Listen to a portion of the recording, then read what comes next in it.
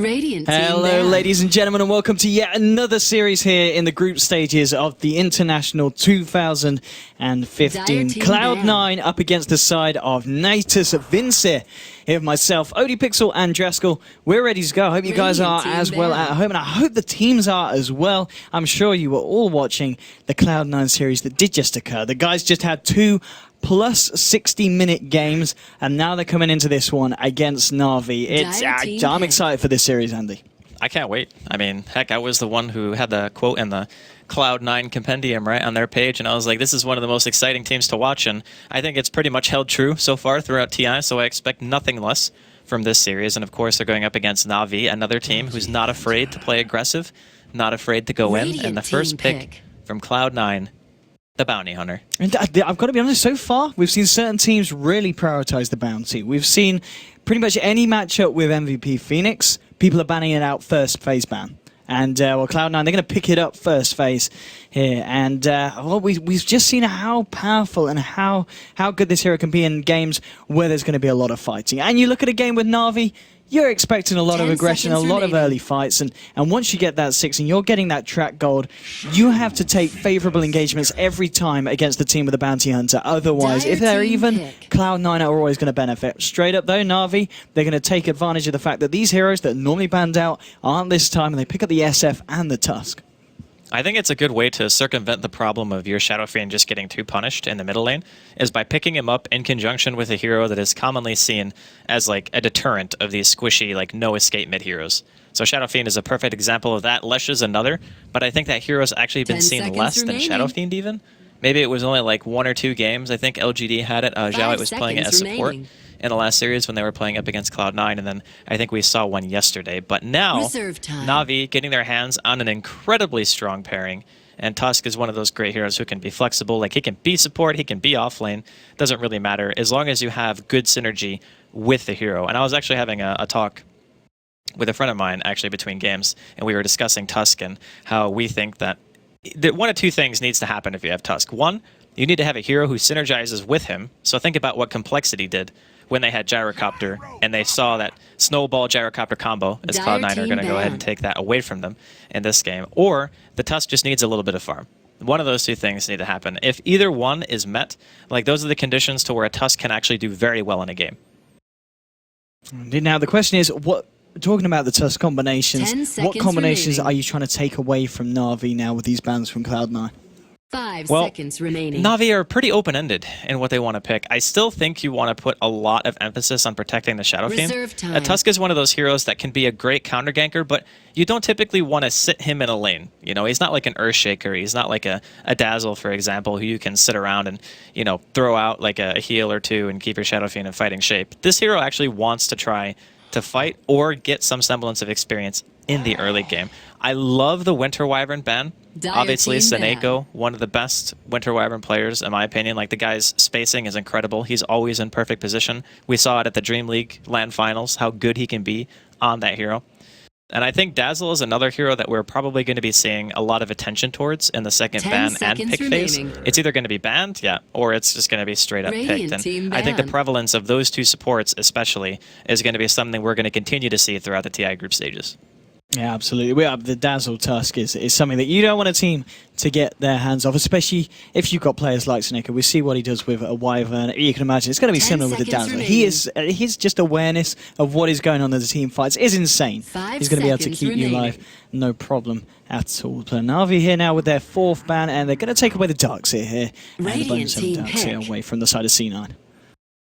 Kind of a standard ban, if you ask me. Darkseer is one of those heroes that everyone plays. You know, it's not tailor-made to, oh, we have to ban it because we're playing against NaVi, we have to play it because we're playing against Cloud9. It's like, that hero is something that anyone can field, and I think that he has become more and more prevalent just because of the fact that he can do a lot in 2-1-2 situations. Like, people are not doing defensive tri-lanes as much anymore, and that just means he gets away with so much more. He gets a lot of experience, gets more farm. He can punish your safe lane even harder because you don't have good zoning heroes sometimes.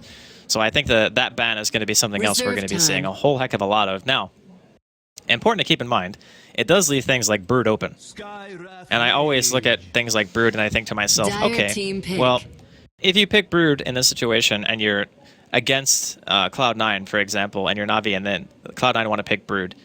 All of a sudden, you have 3 heroes, one of which has pretty good deep push, to be honest. Like, Shadow Fiend's great at being able to clear out spiders, but not early, right? And Brood's picked as that early lane punishing hero, so I would like to see maybe a bit more focus on stuff like that, but as it stands right now, they're going to go ahead and pick up the Viper, something that is very good against Shadow Fiend mid. I think you can bully the hero sufficiently, and given the roaming that they have right now, it's just Skywrath. We can still assume that Navi are going to be sending that Tusk to the offlane, so looking for another hero, possibly with a Disable, to partner with that.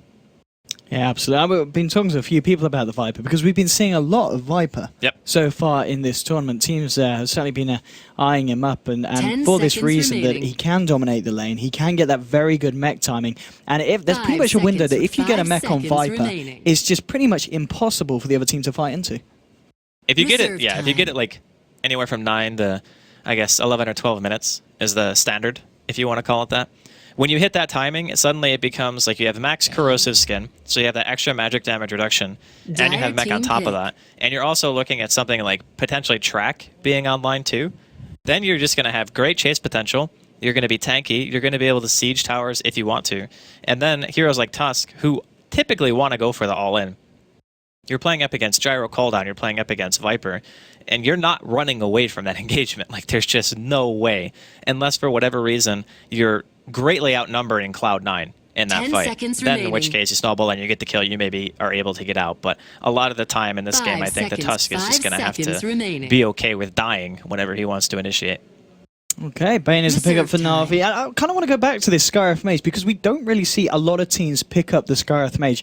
Right. Why do you feel Navi have done it this time? I do think the combination between Tusk and Skywrath is pretty strong, because if you count the snowball stun into a punch, you have roughly enough time to land a full Skywrath ulti. So I think the synergy is definitely there between those two heroes in of itself. It can be very good prior to heroes like Gyro, Bounty Hunter, even Viper picking up BKB. It gives you a lot of burst damage, and the other thing too is it's a great zoning hero. So if you are expecting maybe Bounty offlane and you're Navi, you come to the lane with like Dust, you get level 1 concussive or something like that, and you can chase very far because Dust is 20% slow. Then you have concussive on top of that. You get a ton of auto attacks, and we haven't seen what safe lane or Navi are going to be throwing together just yet, but I think between Bane and Skywrath, the Bounty Hunter is going to have to move around a bit. I don't think he'll be able to sit in a lane at all. 10 seconds and I mean, remaining. Cloud9 could not even be putting him off lane, right? Like, it could still just be a roaming Bounty, and they could pick an off laner later. Yeah, they've definitely got that versatility, and what kind of they pick up the puck? And now, when you're talking about it being a roaming bounty, I think that pretty much secures it, as we can, I guess, expect to see the puck on the offlane in this situation. I think it's a Bone 7 puck. Yeah. I think that's what we're looking to see here. I mean, Fata plays a phenomenal puck too. Yes, so I guess they can switch it around. It can be either one. Who do you want against the SF? That's the question. I think Puck versus SF is a matchup that you just eventually lose. 5 seconds I mean, remaining. in the early lane, Puck is probably harder to kill because you can just phase shift the concussive blast that comes out, and then you can just orb away, right? So I think he's actually the harder one to gank, which maybe in that sense Cloud9 maybe want to put the Viper somewhere else.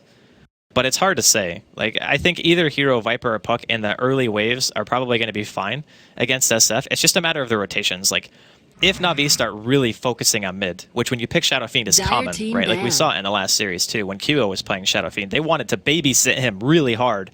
They're like, okay, we got to send like 5 heroes mid, kill the Lina on complexity. And that's pretty much how they played the game. So if that's going to be the case, we could see Puck mid. Okay, well, talking about the Lina, it's going to be the final ban for Cloud9. You know, obviously the synergy that is there with the Bane. I mean, even throwing it in, of course, with the Skywrath Mage, with the boost to the magical damage with the Ancient Seal. They don't want to go against that. Of course, Tusk as well. There's just so many ways that the Lina could have worked in Navi's lineup.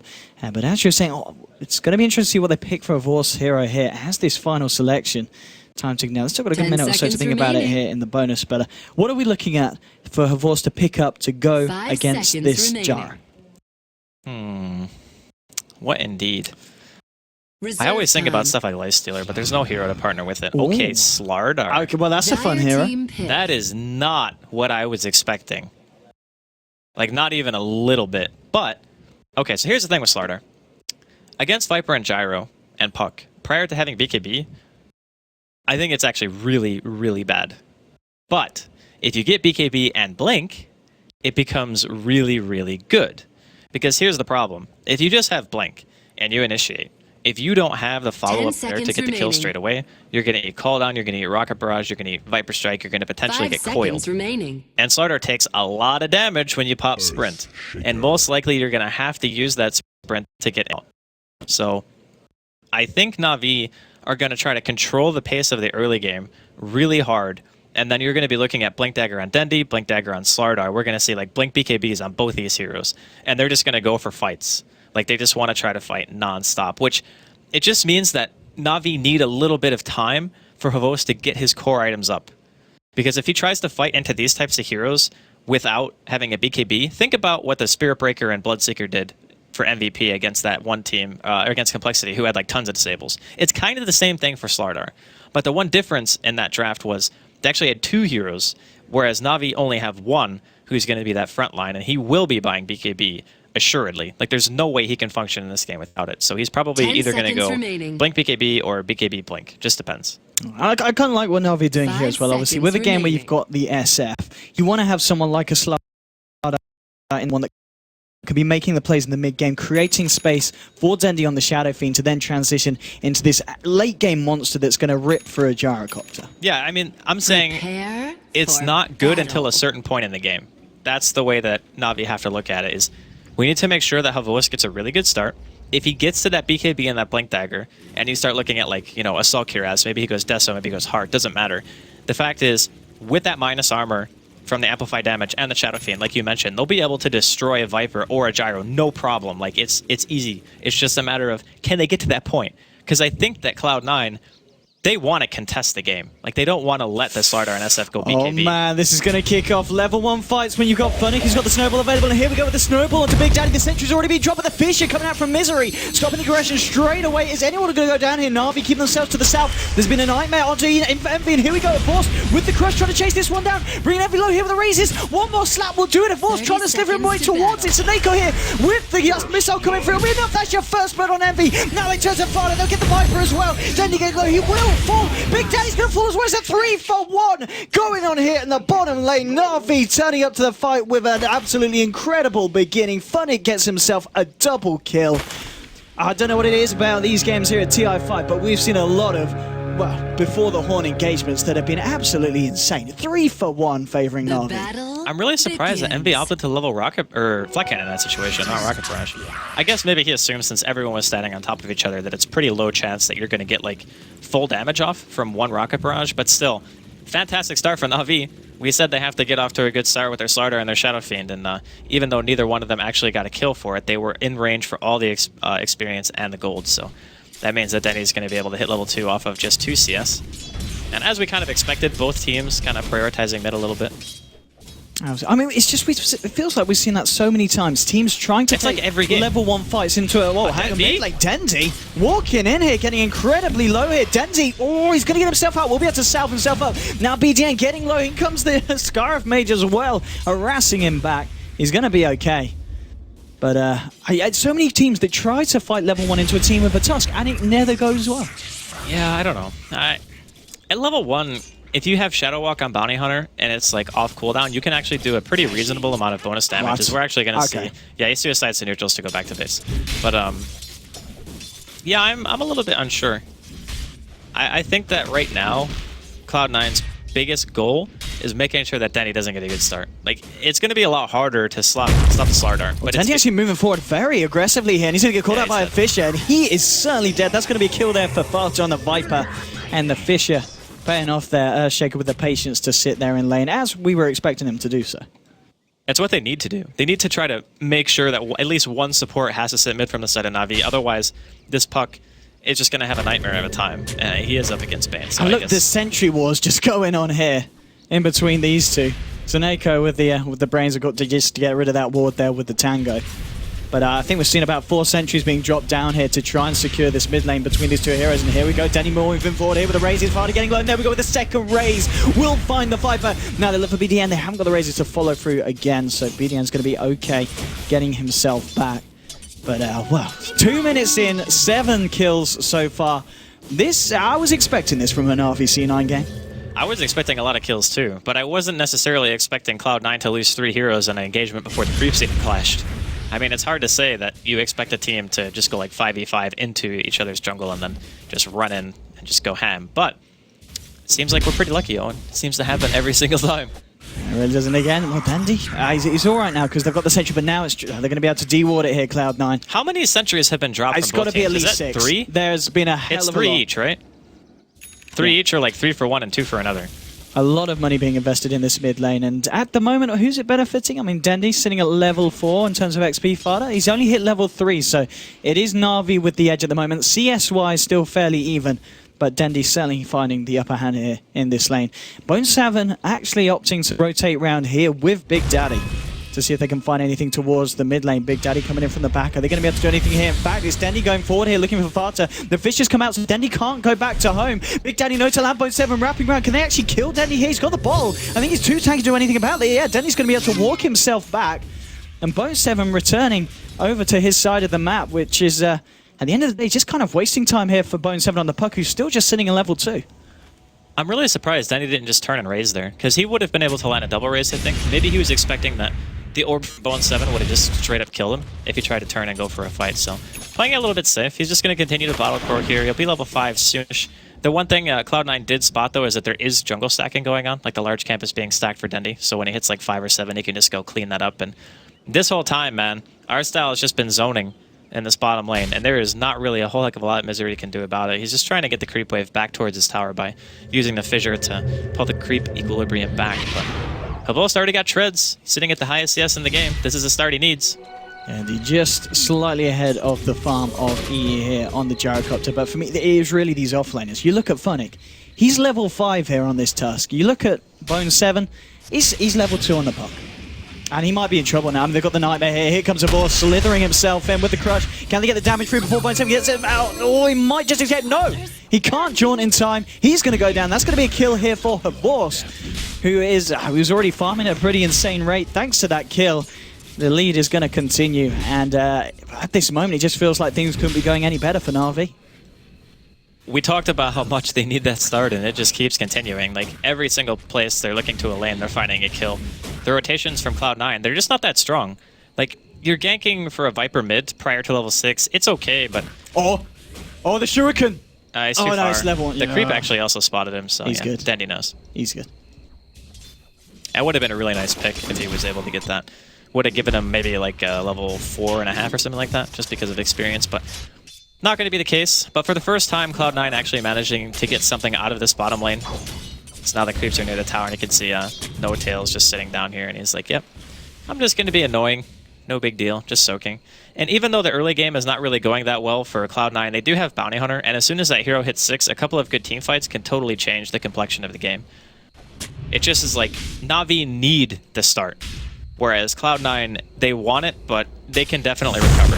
They're going to try and go for art style here. Big Daddy with a backup of Misery and bo2. The Horst is there with a backup though for NaVi. And here we go, moving forward here. Maybe seeing if he can find Big Daddy. No, he's actually going to turn his attention towards the lane. He wants to find bo2. bo2 trying to get himself away, but he's in a lot of trouble. Soneka with the wrap round. The puck's going to fall. That will be a kill. And art style able to juke it out there, baiting the bo2 puck forward. And again, another kill here for Havor, sitting on 900 gold now on top of the treads and Magic Wand. I'm wondering why they're going so hard like that. Like, as soon as the orb didn't kill him, knowing that he has Brain Sap and Nightmare still available, I'm surprised that bo2 decided to go to his orb in that situation, because then you have no escape.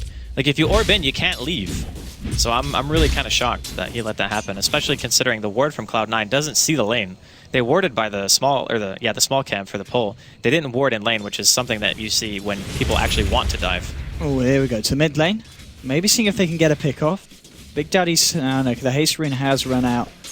And Fadi's getting a bit of space here now in the mid lane, you know, in terms of CS sitting at 38.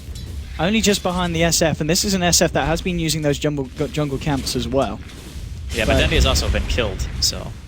That is true. All top lane. Talking about kills, they're looking for EE, and EE is left all on his own here. Funnick, if he can find the ice shards, which he certainly will. Here we go with the snowball. The backup's going to be coming in the form of 2 TPs, but it's too late. EE's going to go down. Fada's turned up. No, he can't find a kill in return because there's a Nightmare. Oh, it's not long enough because he's being toggled off by bo2. bo2 there helping Fada to get this kill on Artstyle. Should be able to find it. There we go. Will find it. At the same time in the jungle, Funnick's being caught out by Misery and Big Daddy. Here we go with the chase down. Looking for this, and they've got the backup of Fada, who does get the slam with a body block from Misery. misery. Funnick punches him up. I don't think he's going to be able to finally kill out this one. Has he got enough mana for Ice Shard? No, he's got enough. No, he's dead. He's a gonzo. So that was a good trade there for Cloud9.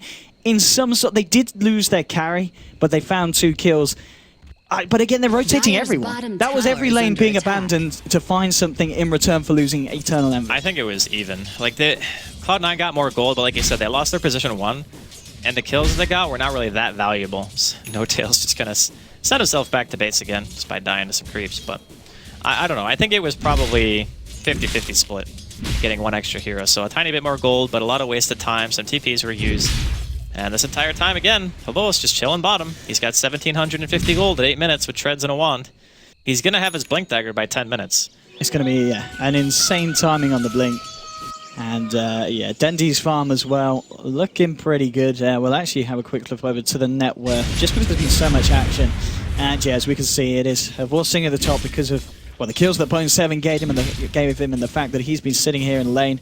And Dendy just behind on 3.6k, only just ahead of this Viper. I mean, it's just going to be a question of how much this Viper can achieve for the side of Cloud9 in the mid game. He is farming a ton, so that's a good thing. The more that he farms, the easier it is going to be to hit that mech timing. bo2 needs to be careful. Artstar looking to see if he can set something off in. bo2 says, I'm out. I'm out. Here we go. TPs all the way back to base. Does not want to stick around in that lane.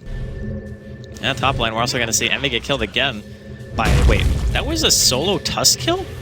Tusk might get punished for this one, though. It's fine, though. Like, even if he dies, whatever. He got a solo kill on the carry, and he spent his gold before he died. Wait, can Artstar and Snake find anything off the back of this? That is super hashtag worth. It doesn't look like it. How does he get solo killed? He has Treads Aquila. Like, he should be very tanky. I don't know, that's really bizarre. Well, either way, NaVi off to definitely a pretty good start here. And Dendy is going for... He's got 900 gold right now. He hasn't actually bought anything, so... He's got 2 branches, which leads me to believe he's going mech. Or he could just finish wand. Like, either build, right? Because you need a branch for the buckler and the headdress, and then you need 2 branches for the wand, so... I think it's less likely to be wand, though, because when you already have Aquila, you don't really want wand clogging up your inventory if you're going to be going like Blink BKB build, because you already have so many dedicated inventory slots, but we shall see either way. I think a bit of a switch around in terms of lanes as well. Looks like Envy doesn't want to return to the top. He knows there's not a lot of good things happening here for Cloud9. And Funnick and Artstar smoked up there. Oh, what a sentry. He's just going to be out of range, though. There should be an No, he missed! Miss!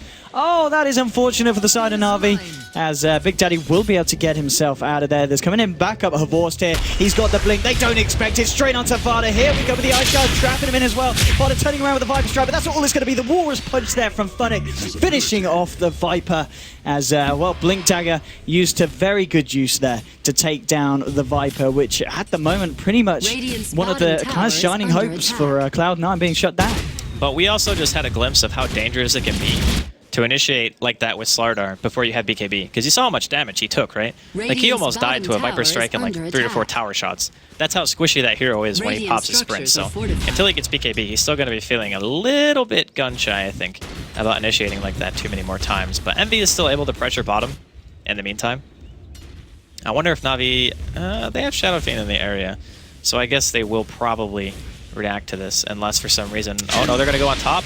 Oh, at the same time, there's bottom. There's a kill. Funnick's going on further on his own. At the bottom, I think we should watch this because Dandy in a lot of trouble. Envy, bo2 and Misery go for the kill. Top lane, there's a kill going on as well as Funnick was able to finish off Farta there with the help of Artstar and Seneko. So it's, well, kills happening on both sides as the mid dies. Bottom lane, Misery and EE and bo2 will claim this tier 1. And mid lane, it's just BDM scouting out her balls. So trades across the map there. Once No-Tail hits 6, that's the time. That's the time when Cloud9 can start making their foray back into the game. Because right now they're kind of losing on the gold front. Like 3k isn't that big of a deal. The experience is a little bit more concerning. Like a 5k experience lead at an early stage. When you have like Shaker and Bounty Hunter on the same team, both of those heroes have a very nomadic role. Like, they don't really sit in one place, right? They walk around a lot, they try to get information. Shaker tries to defend heroes, while Bounty Hunter is just used as more or less a scout. So until we start seeing real fights where both of these heroes are level 6, I think they're going to probably stay in that experience deficit. And then taking team fights after that point is when things are going to start getting really crucial for Cloud9. Yeah, absolutely. It's going to be all about what the track gold can do for the side. And, I mean, bo2 I've got to say, thanks to that pickoff they were able to find there on Dendy, he's really kind of bringing himself back into the game. We saw for a long time how far behind he was, but I mean, he is now sitting at a point where he's about to hit level 7, and he's very close to the Blink Dagger money as well. Once he gets Blink, they have a very, not a small window, but they have an okay sized window to make stuff happen with it, because once Dendy gets that mech done, he might decide that he wants to go straight for the BKB, just to be ultra safe instead of going for the Blink. I just thought Blink because Slardar combination with Blink and Requiem is really strong if you do have BKB available to you. But since he's opted to go mech, it might just be better to go BKB anyway and then save the Blink for one more item into your progression, and then you can just go from there. But Cloud9, they're coming up. Yeah, they got track. This could be very big indeed here. It's going to be a massive clash between the two sides. The entirety of both teams here on the top lane. Track's being thrown out here by Big Daddy, trying to set the tempo here. Are NaVi going to fall for it? They're going to stick around here. And the question is, I mean, can Cloud9 really do enough to jump on them? Bo2 still doesn't have the money for his Blink, so they don't really have a huge amount of initiation. They don't have mech either. The orb aggressively. Yeah, this could be a questionable fight for Cloud9. Here we go with the flare as well, coming down onto Funnick to be the Dream Core, but it only catches Funnick. The cooldown, it is doing a lot as EE moves in. We'll be able to find Funnick. Oh no, Funnick's still alive. Now they'll kill him. There's a Peace Grip onto Bo2. The Force will be able to finish him off. The Force getting himself out. Is a 2-for-1 so far. Cloud9 did get themselves a track kill, but they do lose Viper and Puck for it. Chasing this one down, I don't think they'll be able to find anything more. They get the tracks out, but NaVi are able to get themselves back out behind the tier 1. So what, that was a solo echo on the Slardar there?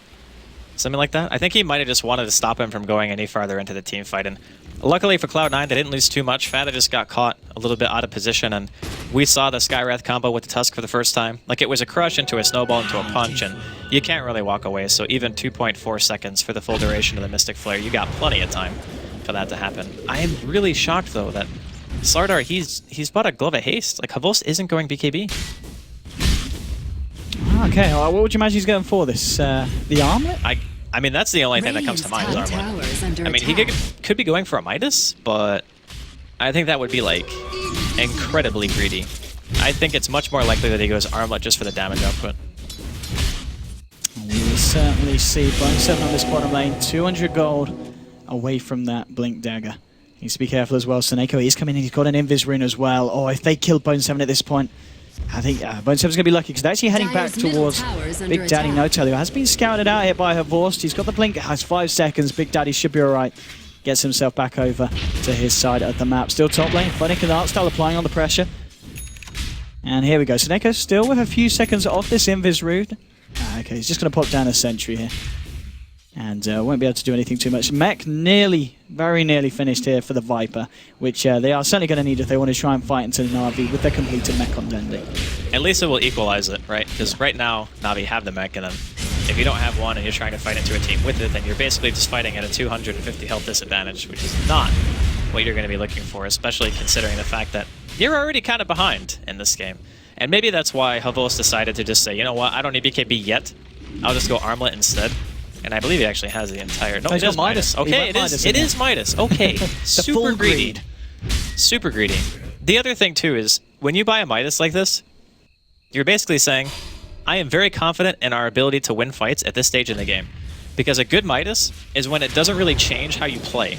It's more like you can do the same things even if you have the Midas, but the Midas actually increases the amount that you can farm to ensure that even if fights, like you might not find a ton of kills, you're still getting some money. Now, if the Midas makes you lose fights, then it's a bad Midas. So if Havos actually needed BKB and he starts going into fights with Midas and dies because he doesn't have like an Ogre Club for the HP, or doesn't have a finished BKB, then the Midas will show to not be that great. But we will find out one way or the other. Some big iron pickups coming out here now. Mech finally finished here on Fata, and at the same time, Funnick has got the Blink Dagger complete as well on the Tusk, so they've got another route of initiation. And Cloud9, they're certainly looking to initiate themselves here with a wraparound into their own jungle. Havos has been spotted out, of course, by this wood. They know he's there, and here we go. bo2 jumping straight forward here. The track's been thrown out as well. Dreamcore's double connect, and MB coming in with a cooldown. Straight into Havos. That's the 1, that's the 2. That is 2 track kills there, going the way of Cloud9ers. And this is exactly what you don't want to let happen as NaVi up against a team with a bounty hunter. I mean, look at how much, gold and experience. 2 kills. 2 heroes, 250 gold. Like, actually, it was more of a swing than that because both heroes lost gold. So in reality, it was like 3k difference. So you remember how I said, like, the gold wasn't really that much of a bother. Oh, they want to go for Funnick here as well. Going forward here, the track's on him. I don't think they're going any further for that one. They definitely could have chased that. I mean, they know 2 heroes are dead. And Fada still had Viper Strike and Mech. I'm actually kind of surprised they decided to not go for that. But, again, it's Cloud9. They're making their way back into the game. They got that track like you mentioned before. If that continues to happen, then the Midas and the Slardar is just going to end up backfiring, I feel. I'm not entirely sure I'm sold on the pickup, but again, it still can be valid. It's just a matter of how NaVi play from here on out. Because if you have that Midas and then Cloud9 see that and they're like, oh, well, your Slardar just doesn't have BKB yet, so we can continue pressuring. Having a Bounty Hunter on your team, if you're taking teamfights like that and winning, is pretty much like having a Midas. Because every time you kill somebody, you just get the extra gold, right? So, I don't know, it's a little bit risky in my opinion. And here we go again, Cloud9, they're hovering around the river. Big Daddy, is he going to lead the way in? Vorce is going to be able to get himself the rune. And notably, Big Daddy does, of course, have the medallion complete now as well. And he's going to be able to clear out a couple of stacks here at the Ancients. And his farm's been looking pretty good. He's only just behind the Slardar. It's still very close between himself and Vorce. NaVi actually smoking up into Roshan. They could try and go for it here with the Amplifier. And yeah, the Sentry Ward's going to spot out Big Daddy. Big Daddy gets blown up straight away there thanks to that Sentry placement and the Ward, giving them the vision outside of the pit. But it actually has spooked NaVi enough to stop them from going for a Roshan attempt, at least for the time being. Yeah, that's the one bright side, is they didn't actually just go straight in. If that happens, I think that Envy threw a call down in there anyway, so they would have known regardless of what happened. But I really got to admire the way that NaVi are playing this, because they're just like, look, even if we buy a Midas on our Slardar and it like gets him so he can't really fight for a little while, as long as he gets to that BKB timing before Cloud9 are ready, I think it's fine. And if I'm looking at NaVi's lineup in the late game, I'm thinking Slardar and Shadow Fiend are more than enough to deal with a Gyro and a Viper. Like, those heroes are not notorious for being, like, amazing single target damage carries, where Slardar and Shadow Fiend can both just annihilate people in a matter of seconds. It's just a matter of how much physical DPS they actually have in comparison to what Cloud9 have, whereas their team is more mid-game focused, I feel. I'm just whittling away here at the tower in the mid lane. Cloud9 are here in full force, all 5 of them. Now, of course, picked up by Puck. Misery still looking for his. He's fairly close on this Earthshaker as well. It's not going to be the quickest timing in the world, but it's not going to be an awful one. Sitting at 17,500 gold at the moment in his bank. Dendy's actually opted to go for Blink before BKB.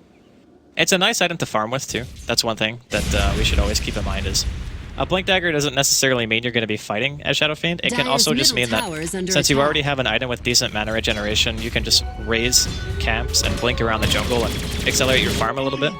And I'm sure he'll probably make it next, or...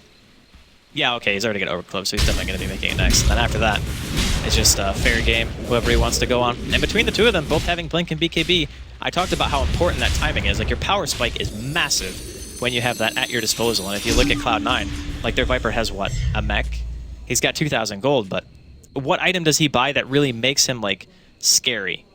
You know? Because if he buys, like, a point booster and goes for Aghanims, he still has minus armor with a mech if he has Presence of the Dark Lord and Amplify damage on him. Same thing could be said for Gyro. Actually, he might have enough to stay above 0 right now. So it's minus 15.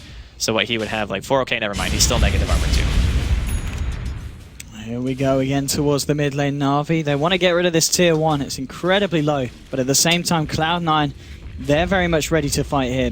Envy at the moment, he's very close to having the gold there to pick up the completed BKB. And looks like, yeah, the tower's just going to go there. Dendy's going to claim the gold. And NaVi now. What's the plan from these guys? Do they want to try and look for more? Do they want to back off and go for Roshan? Or do you feel they need to take the tower from the bottom lane first before doing this? No, you definitely want to kill a tier 1, yeah, without a doubt. It's very hard to position around Roshan when that tower is alive because the distance between the tower and the pit is not much. And you have heroes who can actually just get inside of the pit from high ground anyway, like Puck, so it is very dangerous. They're smoked up here, moving into the Radiant jungle. bo2 leading the way here, has got that Dream Coil available. The smoke's going to get dispelled actually as he moves a little bit too close here, and Vorst is in the neighborhood. And that's going to be enough to actually spook the majority of Cloud9 to back themselves out of the jungle. They don't seem happy with taking a fight in this position. And NaVi will just return to pushing down the spot lane. In fact, Funnick blinking forward here onto Big Daddy No-Tail, getting him low. And it looks like NaVi... Man, Funnick's actually farmed. He's had a lot of space. He's level 12. He's actually Middle so tower is farmed. under Like, he's got attack. Blink, Treads, Wand, Bottle, 2,100 gold. Middle lane. Yes, indeed. Of course, he's found Emphy, and with the bashes! Oh, BKB comes out just in time. Emphy, in fact, trying to turn and fight here. The Fish holding Snake in place should be able to bring down the defensive nightmare there from Arstyle, keeping Soneko alive. No one's going to fall here on the side of NaVi there, as they're all able to get themselves back out. I mean, at the end of the day, if anything, baiting out a BKB charge there from Envy, and no one dying on either side. No, it was a very close call. The mech also came in from Dendi, so that's a really nice nice play coming out from NaVi. Oh, wait. Whoa. Really? This is so risky. This is actually... Okay, they have to leave right now. They've got to have second thoughts about this one, surely. Bone7, he's still got that Dream Core. It's going to... Yeah. If... They chanced it. They wanted to give it a Yeah. shot. I mean, It was worth it's a really gamble. nice play if they don't realize it. And it was risky because they were so close to the pit already on the side of Cloud9 that all they had to do was just walk over there and throw an orb, right? That's why it was risky. But in the same sense, if you think of it that way, then logically, maybe Cloud9 wouldn't have expected you to do that because it just makes no sense, right? So sometimes a good play is something that just confuses your enemy, and I think that's what NaVi were going for. They were just saying, okay, maybe they just don't check because it would actually be super risky for us to do this. You know, it's like the next level. But unfortunately, they next leveled themselves, and then they had to leave. Didn't lose anyone, though. They didn't. It's been actually a little bit of kind of a lull at this point. We've seen both teams looking for blood, but not necessarily finding a lot of it. BKB, of course, now completed by Dendi. He's got 1k gold. Sorry, no, he's still short of the Mithril Hammer, isn't he? Or is that Courier? Oh, no, okay. He still needs the Mithril Hammer. I think that Wait, who are you talking about? Dendi. He's about 600 away from... Yeah, he needs the Mithril Hammer. And Havorst, he's about 600 away from the recipe as well. So they're both pretty much on par in terms of timings on getting those BKBs. And as you said, when they've both got their BKBs, it's going to be a hell of a lot harder for Xenon to fight into them. Even Funnick's going to have a BKB soon. Like, he's got Ogre Club Mithril Hammer in the stash as well. The thing is, when people talk about BKB timings and how it influences the team fights, we often think about what different types of damage our team actually deals. And if our abilities are good against BKB in general. So we're talking about Presence of the Dark Lord goes through BKB, it's an aura, right? Then you also have Amplified Damage, which can be cast on targets with BKB, which means that the physical damage output of NaVi is still good. And they still have okay magical damage as well. This is going to be big if Cloud9 get away with it, but I don't think No, they won't. They definitely won't. They brought it down to almost a third. But see, now they're in a really rough position because they kind of have to fight this. They do have Blink on Misery, though, so the Echo could come in huge. This is actually a very good choke point. It's just a matter of the BKB timings, and honestly, Dyer's if anyone from top NaVi is going tower to have their is BKB under ready. Okay, so Danny Dendi has his. comes in first onto Big Daniel Tower. Force focus in Envy, and here comes the Missing Clever. The BKB has been popped. Danny going in here with a record of the raises. Double kill for Danny. Now turning his attention toward Envy. Bunny trying to control fighter, but Envy trying to clean up. Oh, the Echo Slam from Misery finds Arstyle as well. It's the 3-for-2 trade hit between the side. Danny TPs himself out, does not want to stick about. And Cloud9 actually Dyer's enabling top tower themselves is to under come out on top of the trade. They should be able to finish off Roshan as well, and that was a huge fight for Cloud9. So we are now seeing that the Midas from Havost is actually backfired in a way. If he had a BKB instead of a Midas for that particular engagement, they would have won the fight. So Havost goes in, he goes right onto Envy. He forces a BKB out, but then he's left himself no avenue of escape. So he gets stunned, and then he can't run away because he doesn't have BKB. He ends up dying instead of the Slardar just being at full health. Like, he would actually be almost 100% HP if he just had BKB. He died almost to nothing but magical damage. So now, forcing the Roshan, even with Dendi having his own BKB, all he was really able to do during it, like, he got 2 kills, but one of them, I think, was the Bounty Hunter, and then the other kill on top of that, he got a double, but I can't remember who the second hero was that he actually took down. But either way, now the not having BKB thing was an issue, and it also gave Cloud9 Roche.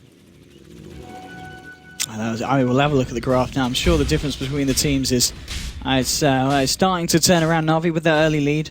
And now, thanks to that, it is heading back towards the way of Boars. He's all alone. He's going to look for Bone7. He is going to find the kill. Now with the bashes on Big Daddy, it doesn't matter, though. He does end up losing his life here. That was a double damage gyro, by the way. That was pain. And Avors just getting caught out of place. A little bit too far out in that bottom lane. The thing with Slardar is, he's very momentum-based, right? Like, you need to be able to have BKB, blink in, pop an amp onto somebody, and then they have to run away from you Otherwise, if you get caught out like that and you get Radiant's middle medallioned tower up and is you have under like no armor with sprint on and you just get hit by a Radiant double damage gyro, structures you are just fortified. pop, you know? You need to stay ahead in item progression as this hero. And I think at the end of this game, if Cloud9 end up winning, Pavos is really going to regret the choice that he made deciding to go Midas. Because that Midas, against a team with a Bounty Hunter, it makes the punish so much more painful when you lose a fight. Like, it wasn't just the fact that they'd lost a Roshan fight. Vincere falls for it, walks under the sentry. Dendi, Funnick, and Artstar, the whole gang are there. Yeah, that was pain. That was a quick and easy sneaky one. Yeah, but I don't want to emphasize it too much more, but I do feel like that was the one thing that let Cloud9 back into the game. Well, we'll see. I mean, knowing Cloud9 and how their games go, I'm sure there's a fair bit of content left in this game. I'm sure it's not going to finish anytime soon. Funnick, though, is getting caught out here, looking for the TP bo2, drops the Dream Coil, says you're not going anywhere, cancels the TP, and they claim themselves the kill. So yet another kill. But as you know, as the game goes on, you know, if NaVi are able to keep themselves confidently still in it, the Midas will pay for itself. Yeah. It's not a matter of like the Midas is bad the whole game. It's just the Midas ended up making it so Havos didn't have BKB at a very important time, and that is. There's no other way to say it. It's just like that hurts you in the end. Because Slardar is so dependent on being able to stay in the fight once he actually gets a stun off and an amp. Because if you go in and you stun, and you amp somebody, and then you have to immediately run away, what have you really done? Like, and you're a position 1 hero, and middle lane, Big Daddy is just going to get killed here. He's going to get caught out by Artstyle and Dendi, and they use Fiend Script for that one. But right now, Cloud9 looking to be on the up and up. They secure the tier 1. In the off lane. They did lose their bounty, but that's not really that big of a deal. Oh, here we go. In fact, they want to find a kill as well. They might just get it. Snako caught out on his own. Part of their blinking forward on this Blink Viper.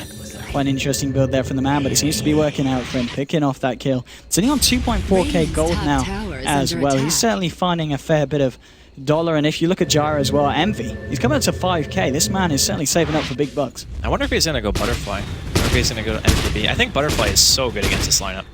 So the item progression on Gyrocopter typically revolves around going like BKB and then 1 damage item.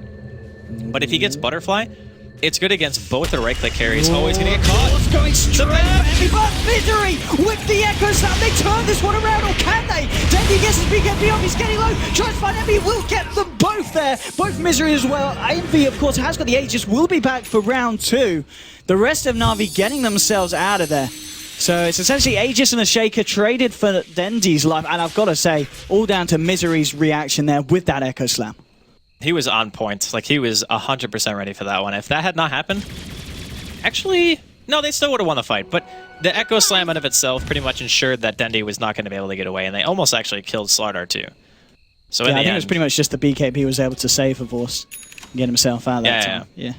In the end, I think it's one of those situations where it's still probably better for NaVi that happened, because now they're not going to have the English by Artstyle going in. Here we go. Envy's turning up and he's got a Butterfly this time. Finds Snako. Now looking for Artstyle as well. Envy just finding up against the tower because he doesn't care. Mega kill streak for Envy. Clears up the both of them. He had Nightmare. Oh, he didn't even have the Butterfly. The Butterfly was still on the courier. Hadn't quite got himself out to him. Maybe he was expecting Envy to BKB if he tried a Nightmare. Either way, you still want to make him use the charge, right? Like, there's no reason not to cast Nightmare there. Well, fights going on in a couple of places here. Funnick going in on Envy. We're seeing them look for a Vorst here in the river. We'll watch Funnick versus Envy because Envy's actually trying to turn this around. Funnick pops the BKB. And her Vorst is actually coming in as well to help. Envy turning this one around here. Looking for the lifesteal here. Certainly finding it. Keeping himself up with the bashes. They're a little bit too much as well. The evasion helping quite a bit. Not enough. Envy's going to go down. Big Daddy does not want to stick around for this one. Misery as well on the side. And Big Daddy, he's eyeing up. He's eyeing this up, but I think he's just going to keep himself nice and hidden. Detection, I haven't got any sentries around here, NaVi, so he's pretty damn safe. As, well, this game, the heat is certainly stepping up 24-18 at the moment. Graph-wise, we've seen it swing around quite a bit. So it's come around to just 1,000 lead, and Dendi, let's get rid of the graph now. Dendi's actually forced to pop the BKB here. Misery and No-Tail scouting him out. There's actually going to be back up. Dendi blinking forward, wanting to find Misery, but Misery forced himself away. Father's turned up with a completed Natus style. That's a kill for them as they take down the Shadow Fiend. And that's an extra bit of gold there, of course, with the track as well. That was the plays. That was a 1,900 gold difference for 1 kill. 1,900 gold for 1 kill. You got to be careful what you throw away. against Bounty Hunter is not a hero that you can allow yourself to do this against. Like, you absolutely cannot just get picked for no reason. This is why the hero has been seeing bans non-stop in the first few phases, because it just makes you play in a very specific way. Like, you have to make sure that you're taking the fights that you know you can win, you're never getting picked, because every single time you get picked, especially if you're ahead, the swing is massive. And now he's actually got level 2 track, which means the swings are going to be even more severe than they have been. Actually, he might have had it when they killed Dendi. I'm not sure. He has quite a bit of experience. It was level Echo. Echo straight in, but the counter plays there. Artstar with a Fiend's Grip. Saneko the bait there. They actually had a ward. Works out. Yeah, his reaction was very good, but I'm pretty sure Artstyle saw him walking in, so... C9 aren't happy with this, though. They want to find Artstyle, and they might just do so. bo2 drops the coil straight away. Do they have any detection? Oh my god. Oh. Alright, what a player. Ho, ho, ho. Sneaky Artstar, getting away with it. Very nicely done. Back to base. Cloud9 they're sticking around here, though. They don't have the Dream Coil. bo2, of course, just wasting it there, unfortunately, for himself. And Dendi coming in as well, ready for the defense. Has an Eagle Song. And Cloud9 blinking themselves away. They're Blink Boys. bo2, out he goes, and so does Fada. And in fact, NaVi sending all 5 of their heroes down here. So this is pretty much the time for Cloud9 to get themselves out. Now, you don't want to linger around too long. I'm very impressed with Cloud9. They came out of a series against LGD. They had 2 extremely long games. Now they're up against NaVi, another fantastic team, and they're not giving it up too much, you know? Like, the early game didn't go that great for them, and then NaVi had their BKB timings, and they just abused the fact that, unfortunately for Slardar, he didn't have his ready when they were fighting around Roche. They bring themselves back into the game. Like, their 2 supports were so under-leveled at the start, and now everything seems to kind of be kicking into full gear, and Cloud9 are going to be smoking up here again. Moving into the jungle, but NaVi actually moving in the opposite direction. Depends how far Cloud9 decide to wrap around, if they can find anything with this smoke. bo2, he's got that Dream Coil available, back online in 5 seconds. And he's going to focus on the Ancients here. No vision at the moment. The only vision that the side of Cloud9 have is this ward. They're going to see Dendi waltz under it now, so maybe they'll head right over. The smoke's going to run out, though, and it looks like they won't be able to find anything this time with this rotation. Well, the nice thing is, their smoke, even if it doesn't find a kill, it gets them map position for Roshan. It's very common to see teams do this. Like, they'll smoke up for just making sure that when Roshan is alive, they will be able to see it, and they will be able to lay claim to it immediately. Like, they can just go on Rosh straight up. Now, Envy, he teleports top. So maybe they didn't care about Roshan that much. Maybe they just wanted to make sure that, for whatever reason, NaVi weren't going for themselves, because their team is actually worse at killing Roshan than NaVi's. But if they push NaVi off the map, then they know that they can't be going for it. Artstar drops a sentry here, Funnick moving forward as well. But Big Daddy was well aware, the pings came out, he saw it come out of the inventory. And did not want to stick around nearby Artstar, especially when he's got that Fiend's Grip ready and waiting yet again. Roshan is indeed back up now. C9 have spotted it out with the old Kobold 4-man. And Envy, where is he about? He's headed back towards it, yeah. So they're going to give it a shot here, and Cloud9 are going to attempt at taking Roshan. Okay, so NaVi's teamfight right now is insanely strong. Like, they have AC, they have Vlads, they have BKBs on all 3 of their cores. This is the timing.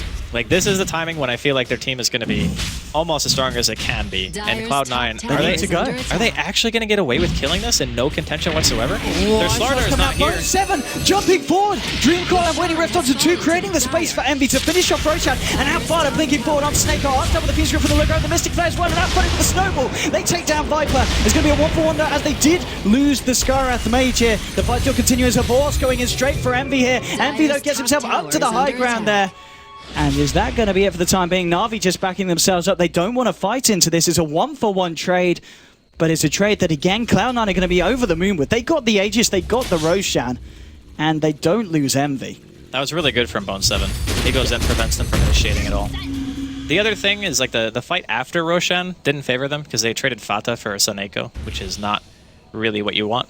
But either way, like, I know why Fata blinked there, right? Like, he wanted to force the fight after Roche, knowing that they would have a second gyro, just in case, but unfortunately they weren't able to really pursue that much after the fact, and NaVi very intelligently decide not to chase, because chasing that would have probably resulted in them dying, considering both SF and Slardar had both popped their BKB. No, wait, Dendi didn't BKB, so he still had his, but still would have been a very hard chase.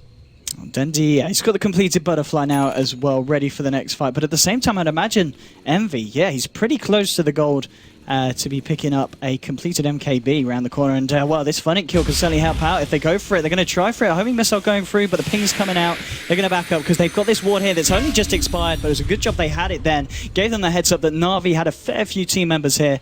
And off the back of that, Cloud9, they don't want to stick around for that fight. I don't blame him. Just get back. No reason. No reason to risk it right now.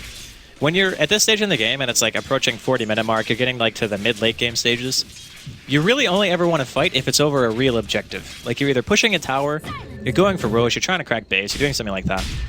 Sometimes when you smoke, you're looking for a pick, but normally that pick is to try to kill something else, you know? You don't just smoke to find one kill and then go back to farming. It's not really that useful most of the time, so... For now, both teams kind of just doing the racing thing. Probably going to be seeing a lot more of that, I think, for this game. Because it's starting to be now where if either team makes one giant mistake, either team can take it. Like, the game is actually insanely close. It really is. I mean, looking at the grass, NaVi were able to reclaim a bit of a lead, but thanks to that Aegis, just leveling it up now, but still 2.5k in favor of NaVi. But at this point, 38 minutes in, that's nothing. That difference is yeah, it's negligible. I mean, that's one kill with bounty track, pretty much. Yeah. Pretty much. It might even be less than one kill if the whole team is there. That's just how ridiculous Bounty Hunter track actually is at this stage. But I like the fact that, like, no tail for me at this stage is super important because living through the team fights and how much you actually give to your team just by giving them the track speed and the vision and the extra gold for finding those picks, like, that is so key. If he manages to stay alive during these fights and Cloud9 get a couple of kills... Horst, do you really want to farm this? Cloud9, they're moving in. I don't think there's 4 of them here. I just don't... They have to echo him. Like, if he goes in, they have to use echo to kill him. Oh, yeah, the sensors are tingling. He's not going to go for it. He's going to play it safe back up. 5 members were here. It was the correct play to do so. And NaVi, they're going to have to send a bit more up to this top lane if they want to try and formulate a defense here against this Cloud9 push, which, yeah, maybe coming in. A bit of a wrap round from Big Daddy as well. Get ready to get the tracks out from the backside. Ice Shard being thrown out. Envy just on the front lines here, taking chips away from this tower. He's got a Fiend Script here, Glimmer caped up as well. If you can find a good Fiend Script, the rest of his team could fight very nicely off the back of it. Okay, the tower's going to fall. Big Daddy simply blinks himself away. And NaVi unable to find anything on that defense. Well, tower for nothing. I'm sure Cloud9 will be more than happy with that. Pushing into mid now. I'm wondering if NaVi want to defend this one. It's a bit easier to defend mid than it is to defend top or bottom, for that matter. But Big Daddy No Tail still doing his scouting thing. Getting vision of everyone, pretty much. It's a very tense game for both teams because all it's going to take is like 1 or 2 big fights, and the game's just going to get blown wide open. It really is. And so 4 of them ready. In fact, the 5 of them still on Cloud9. Sticking together into this push, knowing that it's going to be very hard for NaVi to stop it, especially outside of the base. They're going to actually pop the fortification for this one. Nice shots, just trapping Envy up. They're going to block the stairs here as well, but there's 4 out of the 5 members of them have blinked, but straight onto Big Daddy. Of course, here we go for the bashes. Finds the Bounty Hunter. There's going to be a cooldown from Envy coming around from the back. Pops his BKB. He's walking into 4 of them, though. He's trying to man up. He has got the Aegis. He's ready for round 2.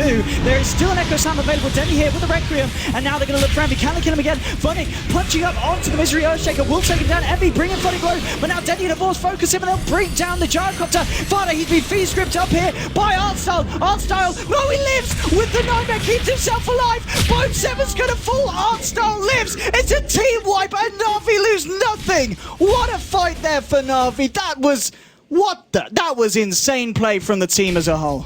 So jumping on the Bounty Hunter first, like straight away, ensures that even if NaVi lose a couple of heroes, they're not trading massive amounts of gold for it, right? So going for No Tail in the beginning was brilliant. I thought maybe that Havos having to use his BKB for that kill might have ended up backfiring, but Envy goes in and blows his BKB before he loses his Aegis.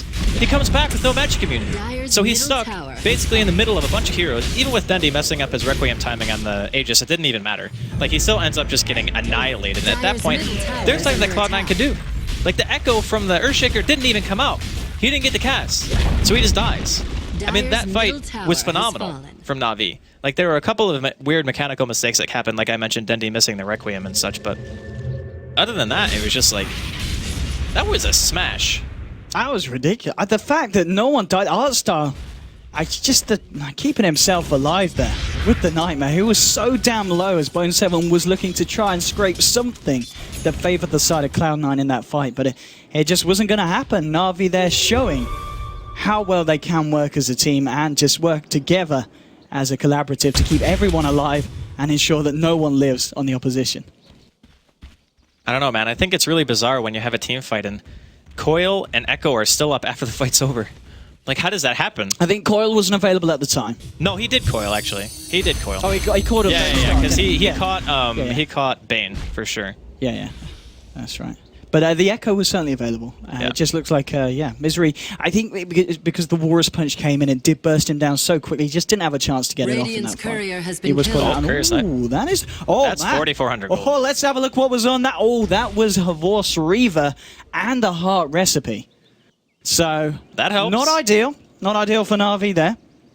By the way, I just want you to look at the gold graph right now. Let's have a look at the gold graph. Oh! So that is... Yeah, where's your Bounty Hunter now, eh? That's quite a confident swing there for NaVi.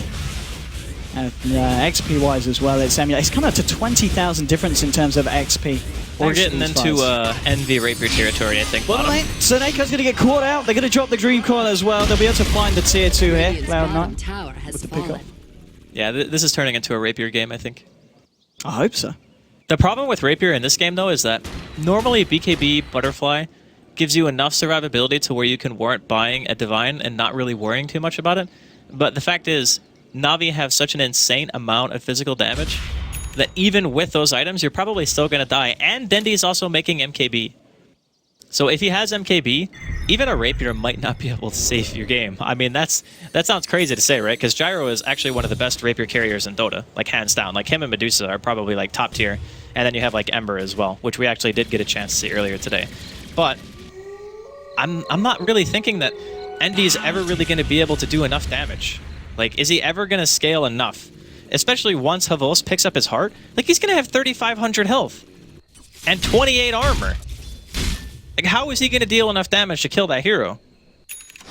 Wolf is going to be incredibly tanky. I mean, you were talking about the fact that the Midas was risky earlier on and it didn't pay off through some of the fights, but now it's got to that point where the Midas has allowed him to stay up there at the top of the farm board with the Gyro and the Shadow Fiend, very close between them, and just about 2k between the top and the bottom at the top 3 in terms of farm. The big thing about this game, again, it comes back to the kind of damage that each team deals. So when you're looking at late game composition, it's very common for people to judge who's going to win based off what types of damage you actually have. Physical damage in the late game is typically seen as very strong, especially carry versus carry, because BKBs don't do anything against it. And NaVi have multiple ways of reducing armor and just amplifying their physical damage to its utmost. So you already have like Presence of the Dark Lord, right? That's -6. Then you have level 3 Amp, that's -20. Then you have AC, that's -5. That's 31 armor that you're just taking away. With the Ogre armor that Envy has on right now, like the +8 from the creep that you get when you dominate it, he has 33. So if with all those things applied, which really all you have to do is amp him and have Shadow Fiend standing near him, he has 2 armor. That means you just explode. Like, that's the problem, is they have such a good damage split that in the late game, their heroes just annihilate carries. This is important for C9. This is important for both teams. He's just picked up a Satanic. He does not have anywhere near the money for buyback. He needs to get Roche. This is all in from Cloud9, I feel. Oh, that is all in from Artstar, blinking incredibly aggressively. Will get himself out only just there with the Mecha Spot topping him up. Looks like Artstar will be able to live through this, but he's going to be incredibly low, so they're going to know it's unlikely that he's going to come in and look for a Fiend script. So maybe Envy wants to try and chance this one. There is the Sigil there on the high ground, though. So still a little bit risky for Cloud9 to try and go for this, but they need to at this point. But NaVi, I doubt they're going to let them. And can they kill Slardar? Can they actually kill Slardar? That's my question. Here we go, slivering, and oh, actually bo2 there, using himself. Will blink out, he's fine. He was probably anticipating a blink. That's most likely why he used himself. He's got Lotus Orb. I believe that's the first Lotus Orb we've seen this TI5. Yeah, it's really nice against Viper, actually, because you can just use it on somebody, and then he Viper strikes himself, and then suddenly he's like useless in the team fight. And you can also use it for track, so you can reflect track on other people. Well, I guess you can reflect track onto the Bounty Hunter. Which is very nice in itself. Yeah, because then he can't go invis. Here we go, Vorse. They're all smoked up here, moving into the pit. Cloud9 themselves just hanging around on the high ground still. Vorse just hiding there, waiting for someone to potentially jump into the pit. What's the play here? This is a very important moment in this game for both sides. By the way, Vorse can solo this easily. Like, he does not need his team to kill this. Oh my god. Cloud9? Oh my god. They're going to go for the long reach. I don't know if they're going to be fast enough. They're going to go for the long... What? If he keeps getting bashed, they might be able to make it. They need to make some kind of quick movement. They need to head towards the pit. Okay, NaVi, they know. They're like moving into the river. They're getting into a better position. I think Saneko might end up dying here, but if they get Roshan, it might be okay. Yeah, they know now. Saneko is trying to potentially reveal, but they went the long way. They're not... Oh, they're going to get the courier. Okay, that is the courier down. What did it have on this time? Was the talisman as evasion? Yeah. But, yeah, Cloud9, the play, the rotation not paying off there, the long movement round. And they don't achieve anything from it. I get why they did it. They realized that in a straight-up fight, they probably won't win. So they need an element of surprise, right? They need a smoke to end up picking off a hero right away so they can turn the fight into a 4v5 and then potentially win, or at the very least stop NaVi from rushing. So they smoke with the intention of making that happen. But it takes so long that Roshan ends up dying. They don't even get Saneko. I could have like put money on the fact that I thought they were going to just run straight down that ramp. Because they haven't seen the enemy team for so long. You have to always assume, without vision, that Roshan is just being attempted, right? You have to assume, like, worst case, okay, they're probably doing it right now. Maybe they just put more faith into the idea that NaVi were too scared. But they're so farmed. Like, Slardar is giant. He's got 300 CS as a Slardar. That doesn't sound like a lot, but that hero is not very good at farming. So the fact that Havos has managed to maintain this level of CS is pretty nuts. TP coming in onto this bottom lane. It is going to be bo2. Oh, sorry, Eternal Envy on his own. The rest of NaVi might look for a wraparound here. They're going to jump forward and they want to go for it. Fuse grip onto Envy straight away with the snowball as well. Fodder trying to help turn the order out, but it doesn't matter. Envy's already dead. Of course, he does not have buyback. 90 seconds here onto the sideline. And the rest of Cloud9 back to the base. Big Daddy No-Tail nopes the hell out of there. And if we look at the buyback, he's got to be short. He's no, he short doesn't by have 500 gold. He isn't going to have it for 90 seconds. Is he dying too? I think he might be. He's got Blink. He still dies though. Yep, dead. Unfortunately, you cannot disjoint Arcane Bolt. Unfortunately for No-Tail. Fortunately though for Saneko, he's going to be happy with that one. And here we go. Buddy's going ham. He wants to go for it. Vorse going to get thrown up here by the Yules from bo2. bo2 getting nightmared up. NaVi going a little bit ham here. This is pretty much the NaVi we know and expect, and we love it. But Artstyle, he's not. He's dead. A little bit of space credit here as the rest of NaVi go for the racks here in the middle lane. Fortification will come out. Cloud9 still down 2 heroes. Are NaVi going to be able to get this one without anything too bad kicking off? It certainly looks like it. They find the range racks, they get the melee racks here as well, but still tier 2 standing in the other 2 lanes. They are going to have to back off for the time being, so Envy almost certainly will be back for the high ground push in 20 seconds. Yeah. I think the moral of the story is Gyro Viper cannot carry against Shadow Fiend Slardar. Like, not like this. Because the heroes are so good against the supports of Cloud9 with BKB, they just weren't able to really do anything. Like, what is a Bounty Hunter, a Shaker, and a Puck do against a BKB Slardar? Cumulatively, they do nothing. Like, actually nothing. So there was a timing that Cloud9 had to hit in this game prior to those heroes hitting their core items.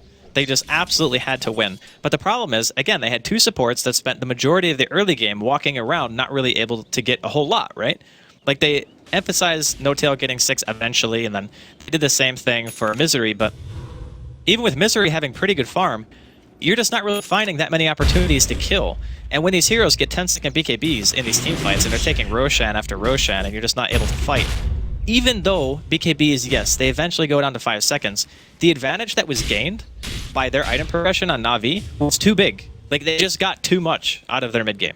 And I mean, it's 51 minutes now, so we're translating into the ultra late game. But I also mentioned earlier that I always felt that NaVi would have a better late game, unless Misery pulls out some, like, ridiculously good echoes. Ooh, top lane. Trying to blink onto Dandy. Blink back, chases time. Oh, Artstyle actually going forward here. I don't know who's going to find anything. Big Daddy knows he's there. This, I mean, they've got backup as well. Misery is around, but I think Cloud9 are a little bit wary. They don't want to fight at the wrong time, and Vorse and Daddy were indeed right round the corner. So they do just back themselves up here. And NaVi don't have any fear right now. There's nothing that they're scared of anymore. And Havos, he finally gets rid of his Midas. He's got enough to buy an MKB. He can also just buy a Rapier if he wants to. Just go full YOLO. I honestly don't think they can kill him. Like, he's actually just so damn tanky.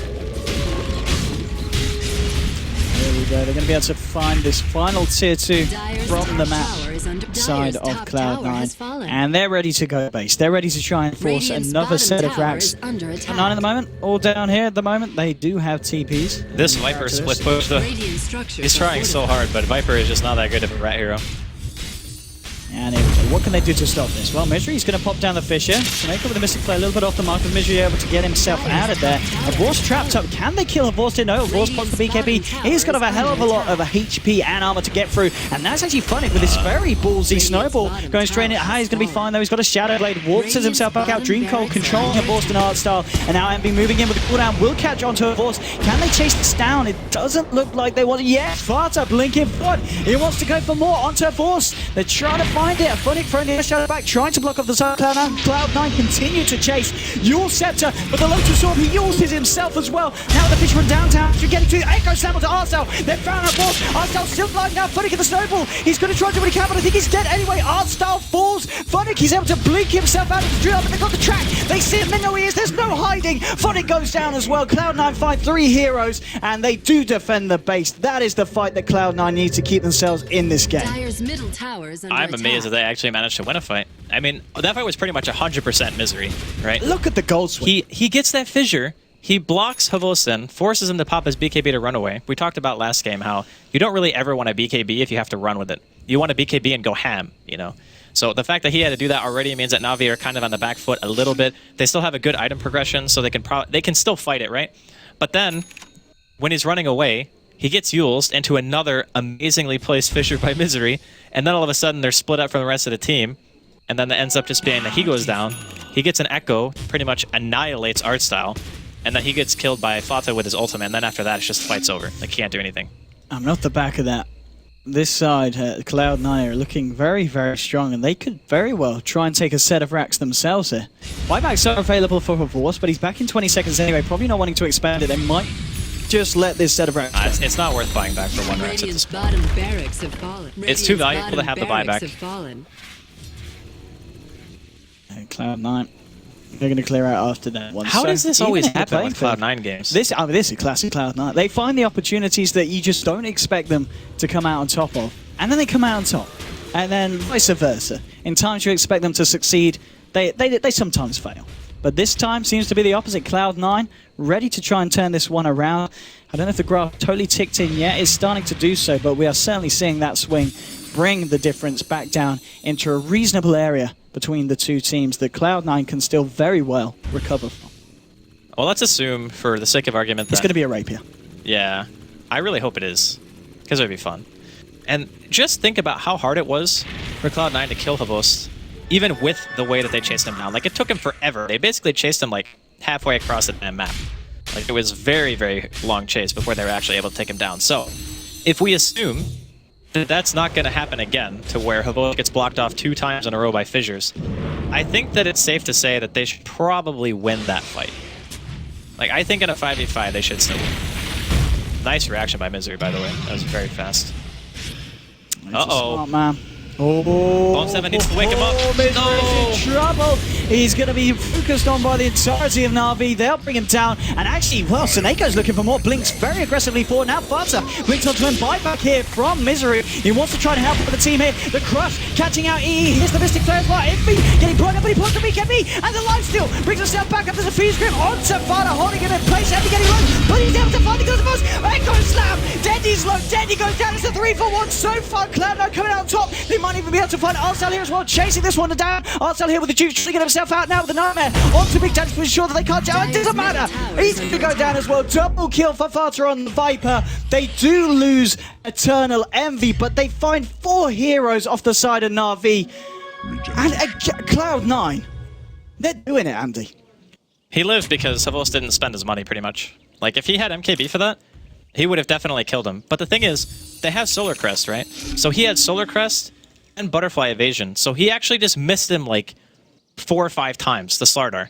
right? Like, Dendi obviously has MKB, so he wasn't missing, but the Slardar was. If he had MKB and he was hitting him for full damage and the Mystic Flare wasn't, like, way off, like, he Mystic Flared on the low ground instead of Mystic Flaring onto the Gyrocopter, they would have killed Envy right away. Dendi would be alive. The fight would have pretty much been won by NaVi. So I would kind of attribute that fight to kind of a mechanical mistake from the Skywrath, and also the fact that for whatever reason, Havos is just holding on to like 5k gold. He doesn't even need that much to buy back. Like, he can spend his money and be 200 short of buyback, which he could farm in like 3 seconds. So I'm a little bit confused as to why like he didn't spend his money, but it does put Cloud9 back to ground zero. I mean, look, this is the Cloud9. It is. This is the Cloud9 that we expect to see, right? Literally, comeback 9. It's quite a swing. They're back to 0.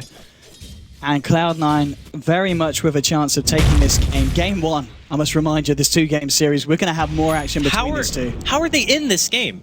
Like, how is it possible that they come back from this? It's Cloud9. It really, really is. It's the Cloud9 touch. It is quite remarkable. I mean, just everyone on their team looking incredibly beefy now.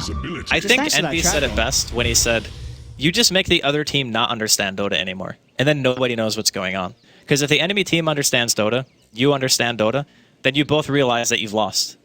But Envy just doesn't want to let that happen. He looked at the moon and said, oh, hey, bo2, they're jumping in. Yeah, Sam's going to blind him, but it's not enough because bo2's dead.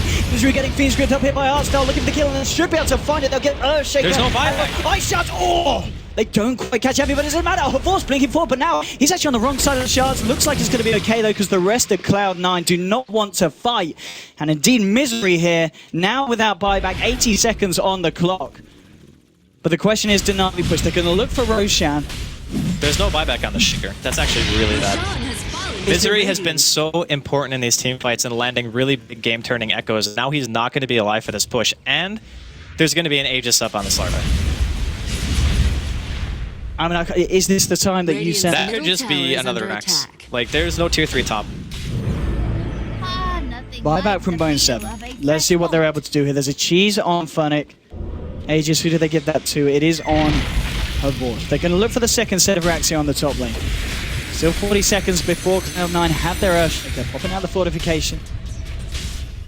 Who's going to make the first jump? Dire's top barracks. Let's have a look. No, it's not going to be before these racks go down. They've already found half of the racks. There's the other half. There's going to be Nightmare onto Farta. What's moving forward with the BKB now? Now they're trying to go for this one onto Farta. Here we go. He's actually using the Amplify. Lotus Top actually reflecting the Amplify onto Havos. Havos is going to melt because of this. And Dendi falls as well. Envy, he's just doing too much damage. Funnick, he's the only one left here in this fight at the moment. Oh no, hang on. There's a Havos that's back with the Aegis. He's ready for round 2. The Lotus Top again is not going to do anything this time. They've brought down Eternal Envy. Eternal Envy buys back. BDN will fall back. Daddy no down. Buys back the double yours. They're into the area. Perfect synchronization. Now they're going to chase down Havos. Cloud9, the 4 of them. They're ready to find this kill. Misery's going to block it off. He doesn't even need to. That's the one. They're chasing for more. Fisher catches Funnick. They've got the track as well. They're looking here for the Tusk. Funnick going to blink himself away. He's got the sigil to help slow down the side of Cloud9. bo2 trying to chase this down here. And Misery, he looks for the Echo Damage just a bit out of range. They've got a missile coming in as well. There's actually going to be a return. So I think it is there because they're like, it doesn't matter because he's got the snowball. Going to bo2 down. Funnick blinks away. It's the great escape.